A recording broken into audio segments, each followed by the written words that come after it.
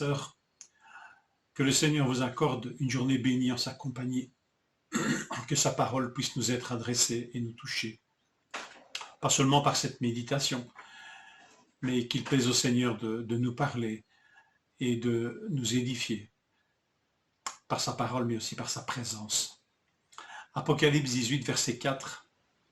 Puis j'entendis une autre voix venant du ciel qui disait « Sortez du milieu d'elle, mon peuple, afin de ne pas vous associer à ses péchés et de ne pas être victime de ses fléaux. » La chute de Babylone. Babylone, ici, dans le texte de l'Apocalypse, symbolise clairement Rome, la Rome impériale, la capitale, la puissance qui domine alors, comme Babylone avait dominé en son temps. Et cette chute de Babylone annoncée est un grand thème de l'Ancien Testament.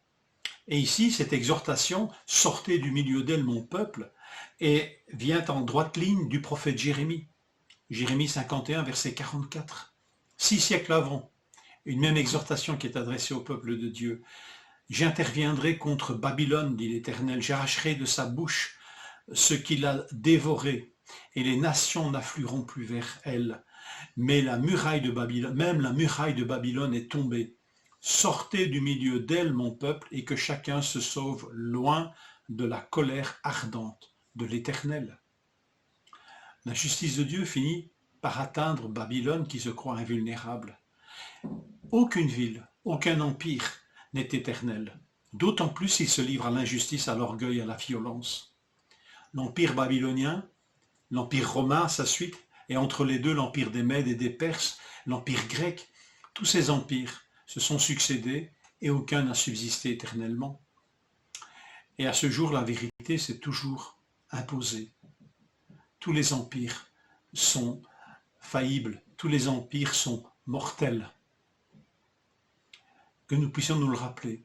D'autant plus, je le rappelle, si l'injustice, l'orgueil, la violence deviennent des valeurs banales,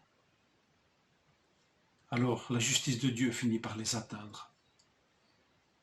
Ce qui est intéressant dans le prophète Jérémie, c'est que là il dit, mais ça c'est dans le futur, un futur prophétique, il dit au peuple qu'ils devront sortir du milieu d'elle. Mais dans son actualité immédiate, Jérusalem n'est même pas encore tombée. Sauf une petite partie a déjà été déportée.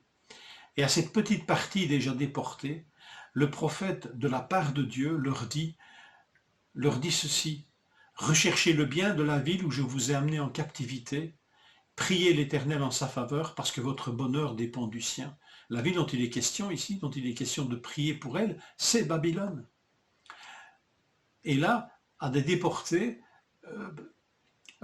Jérémie leur dit, ne vous faites pas d'illusions, vous ne reviendrez pas rapidement dans votre pays, mais priez pour la ville où vous êtes emprisonnés, où vous êtes amenés en captivité, parce que votre bien-être va dépendre d'elle.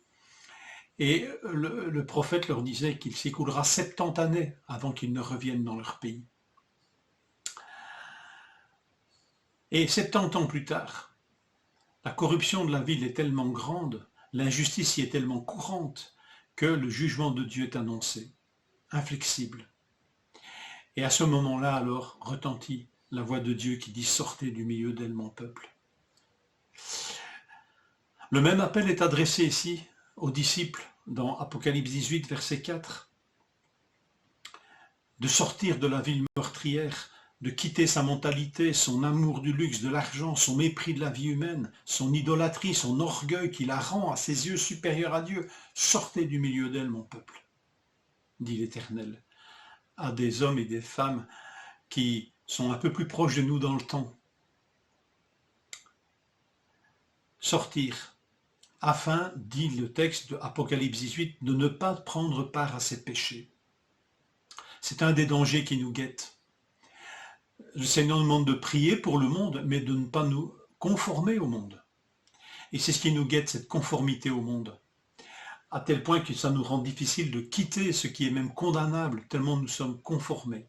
Et tellement nous avons pris habitude à certains comportements. 5 des 7 églises de l'Apocalypse ont un problème de conformité à leur milieu ambiant.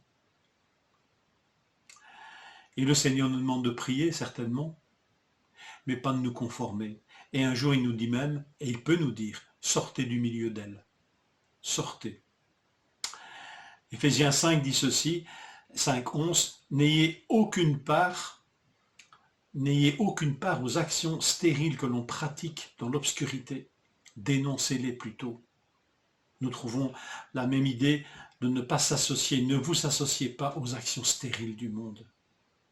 Sortir afin de ne pas prendre part non plus à ces fléaux. La justice de Dieu n'est pas de frapper le juste et l'injuste, mais le juste peut avoir l'exhortation de sortir. Vous vous rappelez comme Lot a été exhorté à sortir de Sodome. Ça demande du discernement, n'est-ce pas? De prendre au sérieux les avertissements de Dieu. Il est un temps où Dieu peut nous enjoindre de sortir de certaines relations, de sortir de certaines communions malsaines, de sortir de certains endroits, je ne sais pas, de sortir, même s'il nous a mis à cœur tout un temps de prier pour. Il est un temps pour prier, il est un temps pour sortir. Je lis un proverbe, le proverbe 11,4. Au jour de la colère, vous pouvez y mettre la colère de Dieu, au jour de la colère, la richesse ne sert à rien, mais la justice délivre de la mort. Que la justice soit la plus grande des valeurs à nos yeux, justice de Dieu. C'est peut-être cette justice qui nous donnera de la sagesse et du discernement. Au jour où le Seigneur nous demandera de quitter, de sortir, de nous dégager peut-être, n'hésitons pas, même s'il y a un risque de perte. Au jour de la colère, la richesse ne sert à rien, mais la justice délivre de la mort. Que le Seigneur nous donne sagesse et discernement. Une bonne journée.